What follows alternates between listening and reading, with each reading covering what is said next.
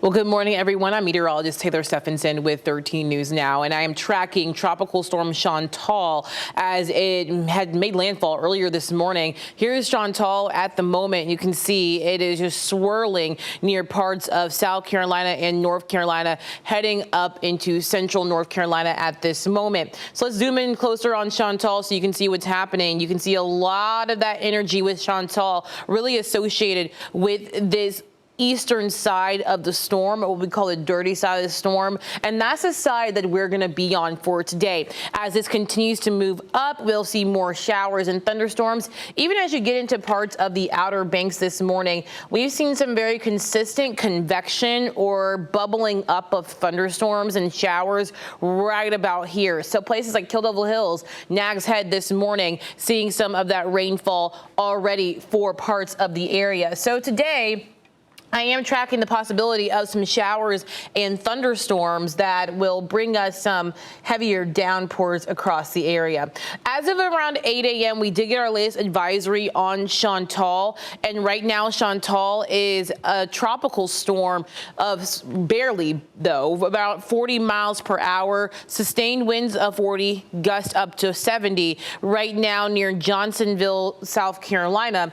And as we get into the next few hours, this is what it's going to look like here across the area. And as you can tell, the center of Chantal will basically be right about here in central North Carolina and make its way all the way up through Carolina. And then the center of Chantal will be somewhere between Richmond and Hampton Roads. Now, depending on where this really sits in terms of the center will determine whether we see a lot of that heavier rainfall. I will say the impacts, don't really get too concerned about the cone because the impacts are much more widespread than the cone itself. But here's the timing. So around 2 p.m. today, it weakens to a tropical depression, sustained winds of only 35 miles per hour. By Monday morning, a remnant low. So it'll get called the remnants of Chantal. And then moving through Virginia, still a remnant low. Winds will continue to die down around 25 mile per hour sustained winds as we get into Monday afternoon. This is around 2 p.m. So this is what we're expecting for Chantal right now.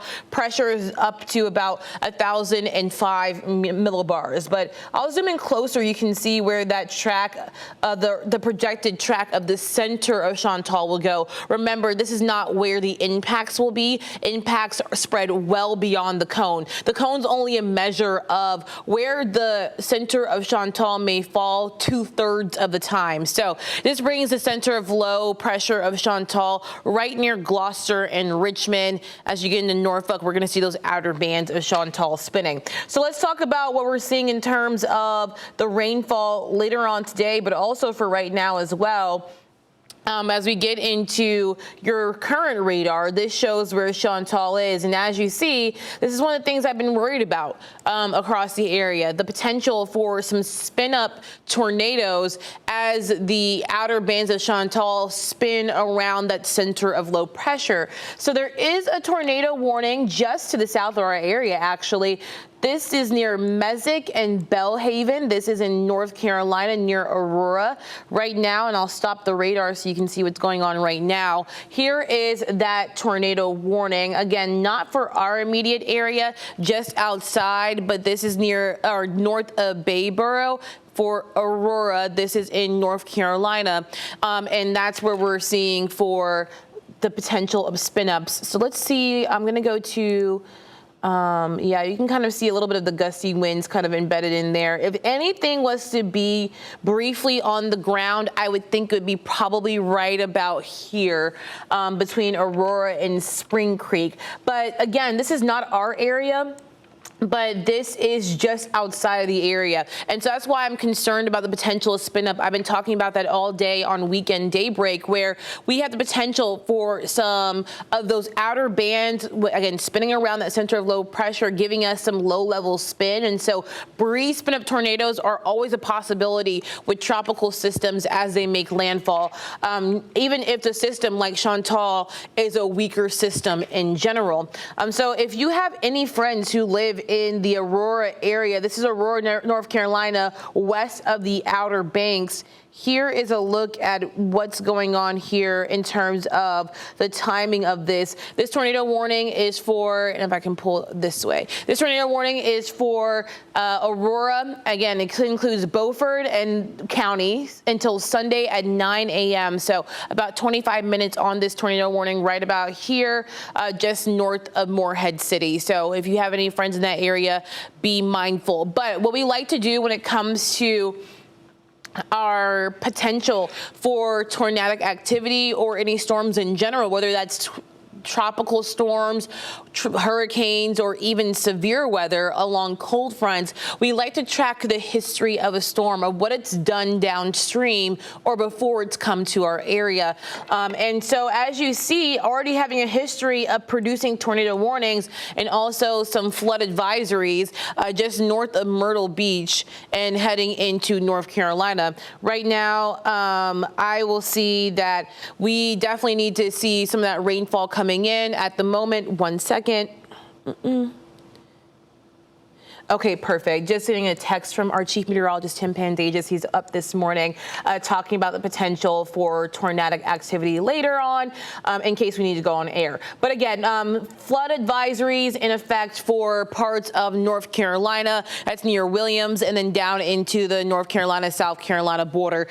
So again, the heavy rainfall also a potential for us as we head into the day today. But I think that our potential for that flash flood threat is on the lower side. And I can even show you that here as we get into our flood potential for today. We do have a small potential for flooding for your Sunday, but that risk remains on the lower side. So right now, flood potential is on the possible side. This is mainly as you get into North Carolina, right around Elizabeth City, Ahoskie, even parts of extreme southern Hampton Roads. That's near Chesapeake, Virginia Beach, down into that area and heading down into the Albemarle Sound. So that's what I'm really looking for today in terms of the potential for some flooding here across Hampton Roads. But what I am more concerned about outside of the heavy downpours and gusty winds is that threat for a spin-up tornado. But again, that tornado warning just outside of our area this morning, not concerned. Now, if this tornado warning does track into northeast North Carolina around Ahoskie or Eatonton, I will be sure to go on air so you know exactly how to prepare for this potential of some spin-ups. But I will say, compared to what we were seeing in terms of tornadoes, not only here but across the country, severe weather in terms of severe weather season versus tropical tornadoes are very different. A lot of times with severe weather, when it comes to the tornadoes, you need a certain amount of ingredients in place to get those tornadoes going. In terms of this, in terms of tropical tornadoes, they're usually mainly associated with the spin of the entire system around the low pressure system of the tropical system. And so that's why even though we may be having a cooler day, it's not as hot and humid, we still have that enough spin to get those cells going and maybe even producing tornadoes.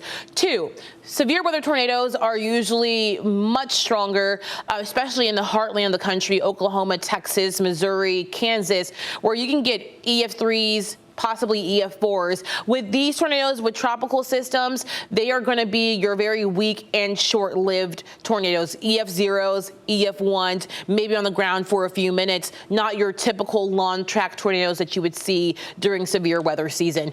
So tornado warnings usually don't last as long when it comes to tropical systems just because we don't have the amount of tornadic ingredients that come into play when you have much stronger systems.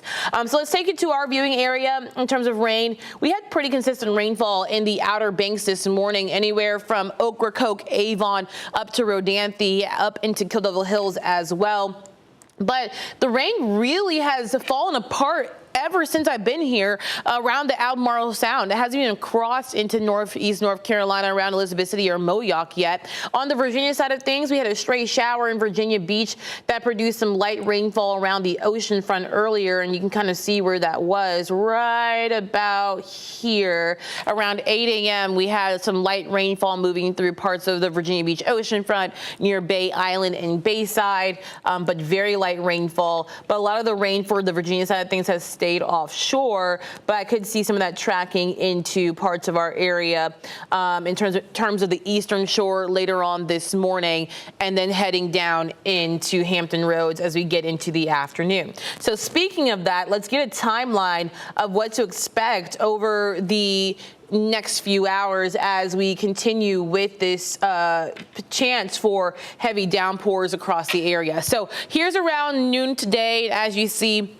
we're talking heavy rainfall right around 11 to 1 p.m. That's when you start to see that rain get going. Anywhere where it's not raining today, we're talking partly sunny skies. You may see some sunshine like here and there, just peaks of sunshine, but it's not going to be anything that is abundant. The heavy rainfall continues through the afternoon, so heavy downpours, gusty winds up to about 30 miles per hour, all possible. And when you have the heavy rainfall on top of cloud cover, that keeps our temperatures on the cooler side. So temperatures this afternoon will only be in the lower to middle 80s. If you have outdoor plans for the 4th of July weekend, so 4th of July Sunday, I will say it's probably best if you move those plans indoors because the heavy rainfall starts around 11 and 12 and is pretty consistent till about 5 to 6 p.m. But around 7 to 8 is when a lot of that rainfall really starts to taper off.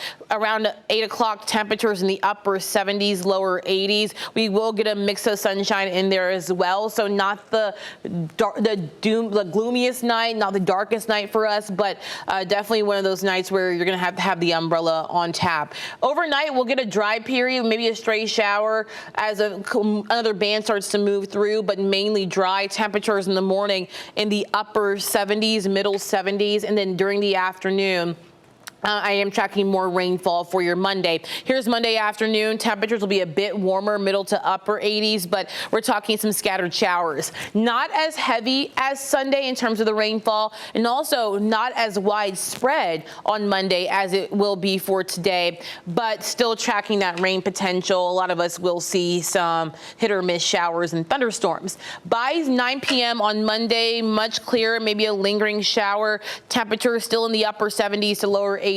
But that will be it for Chantal as the remnant low moves out to sea and stops impacting the U.S. or at least the mid-Atlantic as we get into the rest of your week. Overall, we're going to pick up a little bit of rainfall, maybe anywhere around half an inch of rainfall to an inch of rainfall. We could see some places around the area picking up maybe 2 inches if we see some heavier downpours in the mix. Not out of the question, but it won't be a widespread 2 inches. I'm thinking half an inch to an inch. The other thing that I'm concerned about for today is the fact that we will have some high rip current risk in place. This is for Virginia Beach all the way down through Kill Devil Hills and Hatteras. So be careful if you're heading out to the beach today. Definitely not a beach day for us here in Hampton Roads. That was Friday and Saturday. And really, as we get into the next few days, we will be struggling in terms of beach weather because we'll have high heat and high humidity. So afternoon showers and thunderstorms possible each and every day, starting today through next weekend as dew point temperatures remain in the excessive range. We're talking dew point temperatures in the 70s. You tack that on to temperatures in the upper 80s to the middle 90s. It's going to feel more like the upper 90s to the triple digits as we get into this first full week of July. I am tracking another area or another chance for some thunderstorms that may become severe. This is going to be on Tuesday afternoon where temperatures will soar to the middle 90s. Feels like temperatures 100 plus. And in this green area, for most of us, excluding Virginia Beach and most of northeast North Carolina, we are underneath a level 1 out of 5 risk for severe weather, mainly looking for gusty winds up to 60 miles per hour. So overall, a pretty messy week for us here on tap as we get into the next 5 days. You can see temperatures in the middle to upper 80s, middle 90s by Tuesday. Wednesday, Thursday, Friday, we stay in those middle 90s. I'll scoot this out the way so you can see this.